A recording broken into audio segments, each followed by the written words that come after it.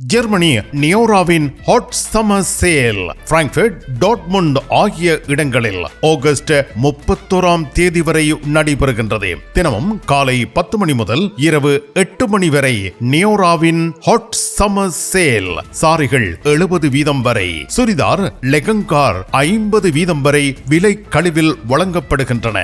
10 யூரோவுக்கும் சாரிகள் உள்ளன. நியோரா, பிராங்க்ஃபர்ட், டாட்முண்ட். தமிழ் காட்சி ஊடகத்திற்கு நீங்கள் வழங்கி வருகின்ற ஆதரவுக்கு எமது நன்றியை தெரிவித்துக் கொள்கின்றோம். இதுவரையில் சப்ஸ்கிரைப் செய்யாது இருக்கின்ற உறவுகள் தயவு செய்து சப்ஸ்கிரைப் செய்து உங்கள் ஆதரவை தமிழ் காட்சி ஊடகத்திற்கு வழங்கிக் கொள்ளுமாறு மிக்க அன்போடு வேண்டிக் கொள்கின்றோம். மிக்க நன்றி.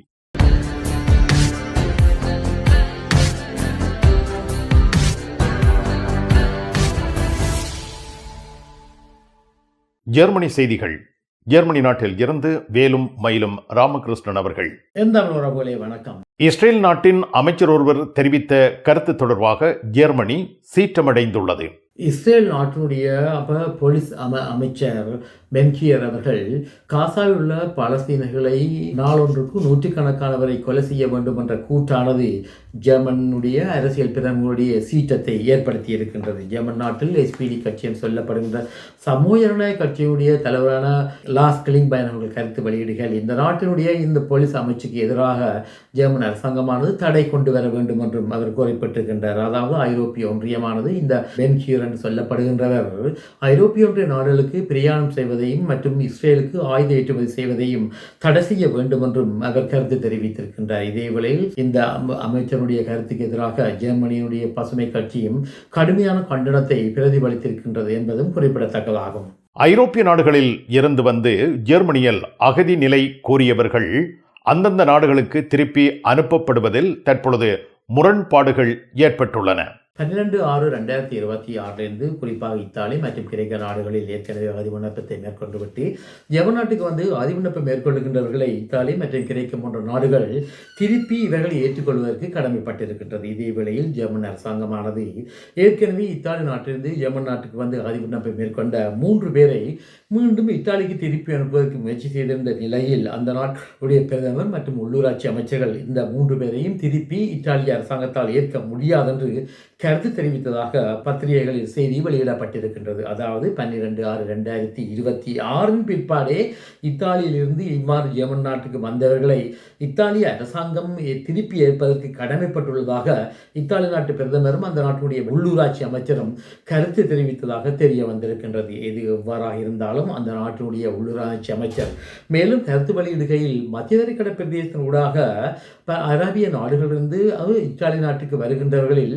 22,000 பேரை ஜெர்மன் நாட்டினுடைய NGO சொல்லப்படுகின்ற பொதுநல அமைப்பு இத்தாலி நாட்டுக்கு அழைத்து வந்ததாக குற்றம் சாட்டி இருக்கின்றார். குறிப்பாக COC என்று சொல்லப்படுகின்ற உயிர்காப்பு கப்பலில் கூட மத்திய கடலில் இவர்கள் உயிருக்கு போராடி கொண்டிருந்த பொழுது இந்த பொதுநல அமைப்பினுடைய கப்பல்கள் இவர்களை இத்தாலிக்கு அழைத்து வந்த காரணத்தால் இவர்களையும் ஜெர்மன் நாடானது கணக்கு கொள்ள வேண்டும் என்றும் அவர் குறிப்பிட்டதாக பத்திரிகைகளில் செய்திகள் வெளியிடப்பட்டிருக்கின்றது. குறிப்பாக ஏற்கனவே பல்லாயிரக்கணக்கானவர்கள் இத்தாலி நாட்டிலிருந்து ஜெர்மன் நாட்டுக்கு குடிபுந்த நிலையில் இந்த 22,000 பேரையும் கணக்கு வைத்து சரிசமமான நிலைமைக்கு கொண்டு வர வேண்டும் என்ற தோரணையில் அந்த நாட்டினுடைய உள்ளூராட்சி கருத்து தெரிவித்ததாகவும் இதே வேளையில் இந்த இத்தாலி நாட்டுடைய உள்ளூராட்சி அமைச்சரும் ஜெர்மன் நாட்டுடைய உள்ளூராட்சி அமைச்சரும் தற்பொழுது தொடர்பில் இருப்பதாகவும் சுட்டிக்காட்டப்பட்டிருக்கின்றது. அண்மை காலங்களாக இத்தாலியினுடைய கடுமையான குடியேற்ற சட்டத்தினால் அந்த நாட்டுக்கு வருகின்ற அகதிகளுடைய எண்ணிக்கையானது படிப்படியாக வீழ்ச்சி அடைந்துள்ளதாகவும் இத்தாலி நாடானது அந்த நாட்டிலே அகதி விண்ணப்பம் மேற்கொண்டு நிராகரிக்கப்பட்டவர்களை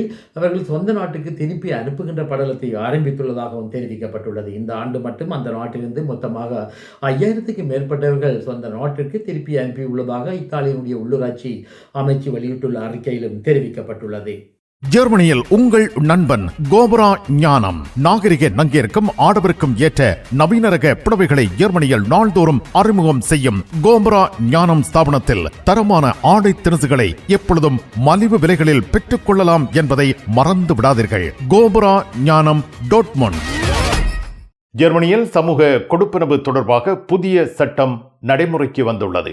ஜெர்மன் நாட்டில் புதிய சமூக கொடுப்பனவு சட்டமானது அமலுக்கு வந்துள்ள நிலையில் சாக்சன் மாநிலமானது நீண்ட காலமாக தொழில் இல்லாமல் இருக்கின்றவர்கள் மற்றும் விண்ணப்பம் மேற்கொண்டு அசுல்வேவர் லைசன்ஸ் சொல்லப்படுகின்ற அகதிகளுக்கான பிரத்யேகமான சமூக உதவி பணத்தை பெற்றுக் கொள்கின்றவர்களுக்கு புதிய கடப்பாடுகளை விதிக்க உள்ளதாக தெரிவித்திருக்கின்றது. குறிப்பாக அந்த மாநிலத்தில் வெகு விரைவில் தேர்தல் நடைபெறவுள்ள நிலையில் அந்த மாநிலத்தின் முதல்வர் ஸ்வென் ஷுல்ஸ் அவர்கள் கருத்து வெளியிடுகையில் நீண்ட காலமாக வேலை இல்லாமல் இருக்கின்றவர்கள் மற்றும் சமூக உதவி பணத்தை வாழ்கின்ற அகதிகளுக்கு கட்டாய சமூக வேலை செய்ய வேண்டும் என்ற கருத்தொன்றை தெரிவித்திருக்கின்றார். குறிப்பாக 5 வருடங்களாக சமூக உதவி பணத்தில் வாழ்கின்ற ஒருவர் 2 வருடங்கள் குறிப்பாக 24 மாதங்கள் கட்டாய சமூக வேலை செய்ய வேண்டிய கடப்பாடு உள்ளதாகவும் சுட்டிக்காட்டியிருக்கின்றார். இதன் மூலம் நீண்ட காலமாக வேலை இல்லாமல் இருக்கின்றவர்களும் சமூக உதவி பணத்தில் வாழ்கின்றவர்களுக்கும் வேலை வாய்ப்பை பெறக்கூடிய சூழ்நிலையை உருவாக்குவதற்காக உண்மையான ஒரு நிலைப்பாட்டை மேற்கொள்ள வேண்டும் என்றும் அவர் தெரிவித்திருக்கின்றார். 2026ஆம் ஆண்டு ஏற்கனவே சிறிய நாட்டிலிருந்து யமன் நாட்டுக்கு ஆதிவிண்ணப்பை மேற்கொண்டு மனிதாயமான அடிப்படையில் வதிவிட விசாவை பெற்றுக்கொண்டவர்களுடைய வதிவிட விசாவை மீளப்பெறுவது சம்பந்தமான விசாரணைகளை யமனுடைய அகதிகளுக்கான சமஸ்தி அலுவலகம் மேற்கொண்டதாகவும் இதன் பிரகாரம் இவ்வாறு மேற்கொள்ளப்பட்ட 1320 விண்ணப்பங்களில் 3.7% அவர்களுடைய மனிதாயமான அடிப்படையில் வழங்கப்பட்ட வதிவிட விசாவானது மீளப் பெற்றுள்ளதாக தெரிய வந்திருக்கின்றது.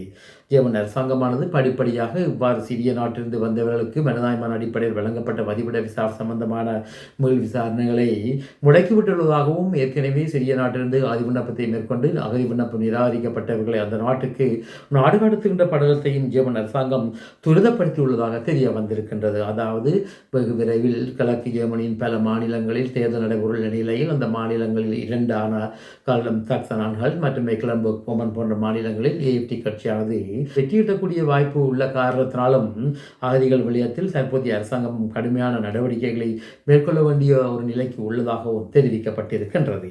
டோட்முண்டில் ராஜமுத்திரை SK சில்க்ஸ் பாரடைஸ் உங்களுக்கு பிடித்தமான ஆடைகள் அனைத்தும் மாபெரும் மலிவு விற்பனை. ஒவ்வொரு சனிக்கிழமையும் அதிவிசேட மலிவு விற்பனை. விஜயம் செய்யுங்கள் SK சில்க்ஸ் பாரடைஸ் டோட்முண்ட். இனி உலகச் செய்திகள். நேற்றைய தினம் சிரியாவின் இட்லி பிரதேசத்தில் அமைந்திருக்கின்ற கைவிடப்பட்ட விமானப்பட தளத்தின் மீது இஸ்ரேலானது கடுமையான வான் தாக்குதல் ஒன்றை மேற்கொண்டுள்ளதாக தெரிவிக்கப்பட்டிருக்கின்றது. அதாவது துருக்கிய எல்லையில் அமைந்துள்ள இந்த பிரதேசத்தில் துருக்கிய விமானப்படையினரானது மீண்டும் செயற்பாட்டுக்கு கொண்டு வருவதற்கு முயற்சி செய்ததாகவும் இது சம்பந்தமான நிலைமைகளை ஆராய்வதற்கு துருக்கியினுடைய விமானப்படையை சேர்ந்தவர்கள் இப்பிரதேசத்துக்கு விஜயம் ஒன்றை மேற்கொண்டதாகவும் தெரிவிக்கப்பட்டிருக்கின்றது. இதே வேளையில் துருக்கி இவ்வகையான விமான படத்தளத்தை தமது சொந்த பயன்பாட்டுக்கு பயன்படுத்துவதை இஸ்ரேலானது வெறுக்கின்றது என்றும் இதன் காரணத்தினால் சிரியாவில் வான்படையை மீள் கட்டி எழுப்புவதற்கு இஸ்ரேலானது கடுமையான கண்டனத்தையும் இதற்கு எதிரான பல நடவடிக்கைகளையும் மேற்கொள்ளும் என்றும் அந்த நாட்டுடைய பிரதமர் பெஞ்சமின் நெத்தனியாஹு அவர்கள் கருத்து தெரிவித்திருக்கின்றார். மிக்க நன்றி வேலும் மயிலும் ராமகிருஷ்ணன் அவர்களே. மீண்டும் சந்திப்போம். வணக்கம். அதெல்லாம் இருக்கட்டுமாப்பா, வீட்டு டிடி பாக்ஸ் இருக்கோ இல்லையோ? எனக்கு விசாக்கு முதல் டிடி பாக்ஸ் இருக்கும் இல்ல? சரி, ஓகே, பாய். நைட் எடுக்கிறேன் என்ன? சரியா? இங்க என்னடா வாங்கி விற்கிறாராம்? என்ன இப்போ உலகம் டிடி பாக்ஸ் இல்லாம இருந்திருக்கு? இல்ல, அவர் என்னன்னு சொன்னா ஃபுட் சிட்டி வச்சுக்கிறாரு தானே, இப்ப கொஞ்சம் பிஸியா இருப்பார். அவர் வீட்டை டிவியும் பாக்குறீங்கள, அப்ப இப்ப நான் போறேன் தானே, இப்ப வாங்கி விற்பேன். மறந்துடாதீங்கோ, நீங்களும் வீட்டுல டிடி பாக்ஸ் வாங்கி வைங்க. தமிழ் தொலைக்காட்சிகளின் நிகழ்ச்சிகளை தங்கள் இல்லங்களுக்கு எடுத்து வருவதில் முன்னணி வகிப்பது டிடி பாக்ஸ். நீங்கள் விரும்பும் தொலைக்காட்சி நிகழ்ச்சிகளை இலகுவாக பார்த்து மகிழ டிடி பாக்ஸ். விவரங்களுக்கு 0049 1630 00 78 00.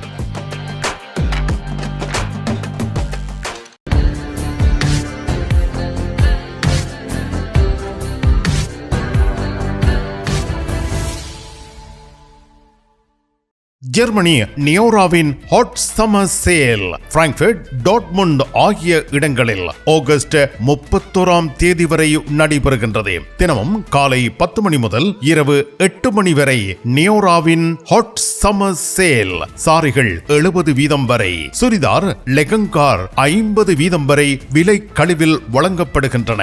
10 யூரோவுக்கும் சாரிகள் உள்ளன. நியோரா, பிராங்க்ஃபர்ட், டாட்முண்ட்.